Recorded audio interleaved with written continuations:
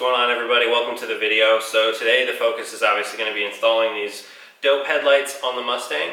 I just wanted to do a quick little intro preface to the video. This was originally recorded kind of as like a Mustang week prep video, and so because of that, everything I was doing, there's a bunch of other stuff, not just the headlights, so it may seem a little disjointed and like unorganized to some extent, so I apologize if that's the case. I'm doing my best to kind of fix that in editing. In terms of the functionality of the headlights, once they're all installed and everything, I ended up just using like a little toggle switch to flip it on. So like the car's off right now, obviously, and I just flip on the switch and then I can kind of control the lights and do everything, but it just uses the Morimoto app. And from here I can do all kinds of crazy stuff, like, you know, pick one individual thing and then change it how I want. Like, so you can see it's still doing the rainbow cycle, but then I can pick a color and like change it, you know, from my phone right on the spot. It's all Bluetooth, and you can do like solid, fade, strobe, a couple different features and whatnot. So the headlights themselves have tons of functionality. I get a lot of compliments on them, and even when they're not lit up like this, they look awesome because of the blacked out housing. I absolutely recommend giving PS Lighting Solutions a shout. He does great work in terms of like the seals and everything. They all look OEM, if not even better. I've been doing it for a couple of years and it shows, and this is not the only car that's going to have these lights on them at the end of the day. So hopefully you guys enjoy the video. I hope it does a good job kind of giving you an idea of what all you need to do in terms of the install. You can set them up a few different ways, but the way I did it was so that I could, you know, turn them on and leave them on at shows, and it wouldn't kill my battery as the car is sitting there for a few hours. That being said, enjoy the video. All right, so check these out. These are 1314 HID headlights, and they were actually modified by Papa Smurf or PS Lighting Solutions. I'll link his information down below. You guys can check them out. Hit them up if you're in the market for something like this. They have the etched pony lens, which looks sweet. Comes with a big harness for everything, so I'm kind of currently figuring out what all needs to go with the wiring on here, and I'll show you guys what I figure out in a little bit, but should be pretty clean and straightforward of an install, which is nice.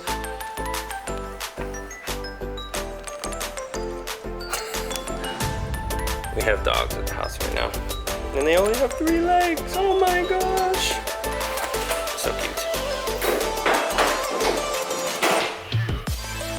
So as you can see, I did go ahead and take the front bumper off. I am going to go ahead and switch around the headlight housings. So you gotta pull the vacuums off, and I am going to switch back to my stock fog light housings as well.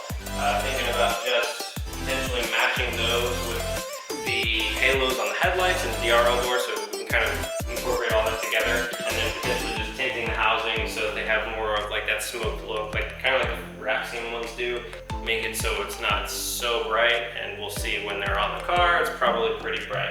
But let's go ahead and tackle that for now. Because literally just 3 bolts, and then like little push pin clip things, so you pop that up, just come out, and the headlight housing will drop off. And before I do that, actually, I gotta disconnect the harness in the back. Duh.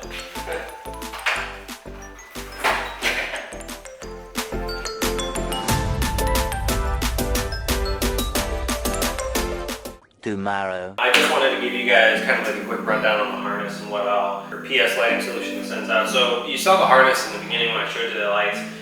Yesterday I got it all kind of routed throughout the car, but I wanted to kind of show you like what all goes on with this harness. So when he sends them out, he sends it, you know, with a Bluetooth module, which is off to that side, and then each of the, like, I guess power module things for the different features all have like a, you know, a harness and then connector, as well as like a power box thing. And he makes it really simple when you've got a complicated light, that he actually numbers all the harnesses. So it's really easy. You like pretty much can't mess it up unless you were to disconnect the actual harness itself, because that gets a little bit particular. Otherwise, it's very straightforward. And so on each of these modules, there's like little wires that come off of them. But for the DRL boards, I believe that's this one here. It's got a black, an orange, and a white wire. The white wire is for like dimming or something, but the orange is for turn signal, and the black is just ground.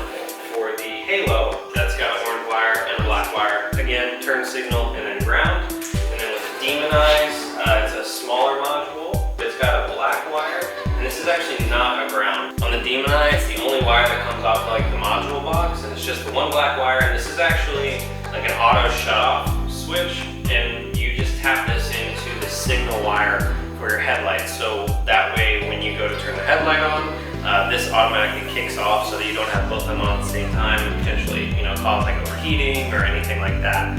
So what I'm going to be doing, obviously the harnesses are already routed and everything, like I said. I've got my turn signal. I've just thrown a little bit of tape over the bulb and everything. So I'm going to have to tap into these wires, and that bulb is not actually going to be used in this housing because it's all blacked out, and our turn signals are now going to be the DRLs and the halos. So those are like a switchback feature. So I have to tap into the signal wire on this.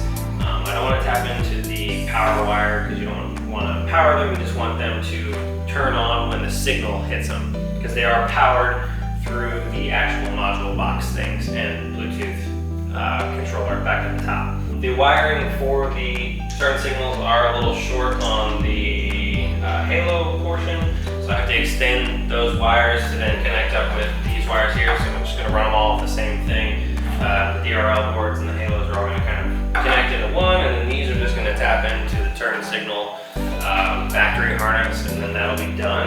So that's actually very straightforward because there is a ground on the factory harness here, so I'll tap into that. So that's the gist of the main harness as far as like doing all the lighting and everything, or the actual wiring of that portion of the harness.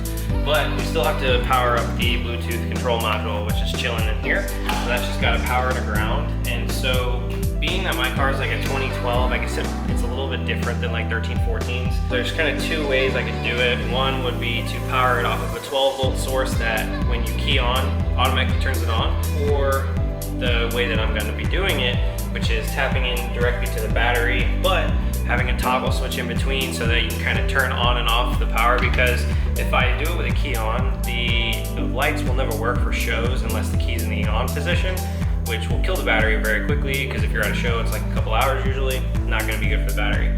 Like I said, I got the toggle switch, so that way key can be off, everything's off, flip on the switch, lights will turn on, and it'll be just powering those, so it should never kill the battery all the way. So that's what I'm gonna be doing. So I've got an inline fuse, it's just like a 7.5 amp. So I'm gonna tap that in right here, and then run the wire into the like center console, put my toggle switch in, you know, do a ground off of that, and then have the signal wire which comes back off of that to the Bluetooth control module. So it's kind of like a 3-prong signal thing, so it's always grounded whether it's on or not. But I just have to get in the habit of turning it on every time, because if I don't, then I actually won't have front turn signals. So good times. I'll catch up with you guys after I do all the wiring. Alright guys, so the last clip you saw, I was just kind of going through like the general breakdown of the wiring and whatnot, but since then everything is now wired up. The camera kind of died, and I just was like, whatever, I'm running on borrowed time already, so I just went ahead and kept plugging away. So as you can see, new headlights are in. Everything's all wired up in terms of like the pretty stuff and turn signals and everything. So I'll show you that real quick. So I've got the little switch over here in the center console right there, and when you flip it, light turns on green, indicating that there's now power going through the unit, and these front lights will be lit up. Bam. So now we have our running lights, halos, and demon eyes that kick on when the switch is flipped, as well as the switchback turn signal. So I'll throw on the emergency so you guys can see that, which is a super cool feature in my opinion. That was one of the big reasons I wanted to go with these. The halos and side marker lights all blink back and forth for the turn signals. So that being said, everything is all wired up, but I do have one last thing to finish, which is the new HID conversion harness, converting the 10 to 12 cars to be able to run the 1314 HIDs. I got that in the mail just like the other day. So that being said, I'm gonna go ahead and work on getting that all put in so that now the actual headlights work. All right, so I just want to show you the harness real quick. I forgot to show you before I started putting it in, but this is like the main box, and then it splits off into like 5 different little things right here. One of them is this fuse tap. The other 2 are for the actual headlight plugs. So you plug into the back of the 1314 light and then tap this into a ground. And then over here we also have one of the plugs, which is hidden down in there. Here, okay, I found it. This one, so this actually plugs into where like your headlight would normally plug into. So this takes the place of the bulb. I guess that kind of intercepts the signal. And then there is one last thing, which is the power wire to the box. It's got an inline fuse, which then goes to the box. So relatively straightforward in terms of actually wiring that, and it's all labeled and everything like that. So really mess it up that easily. So I got the headlights working. So now I kick them on. Bam, look at that.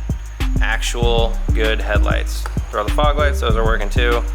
So this is driving around with the headlights on.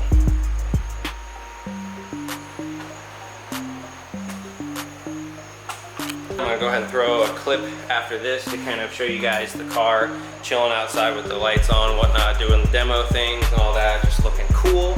So needless to say, pretty stoked about how they came out. I definitely dig the new lights. Still deciding on whether or not I want to get the fog lights done to match. I'm actually thinking about just taking out the fog lamps and putting in like a, a color change halo in place of the fog lights. So kind of be like a floating halo, no fog lamp. And then that would still match the headlights, which I think that'd be kind of cool and unique, but I'm still not sure what I want to do, because I do like having the actual fog lights there. So I don't know, if I haven't done it yet, feel free to comment down below what you guys think I should do. That's gonna do for this video. Hopefully you guys enjoyed it. I hope I was able to educate you a little bit on the aftermarket headlights and like the harnesses and stuff, kind of give you a better idea as to what to expect. And again, more so even if you have a 10 to 12, because it's a little bit extra if you do that compared to if you just get it for a 13 to 14, which is more like self-explanatory, because it already has the RLs wired into the car and everything, whereas this car doesn't come with any of that stuff. Thanks for watching, guys. Hopefully you like the new lights. I dig them. Peace out. I'll catch you in the next one.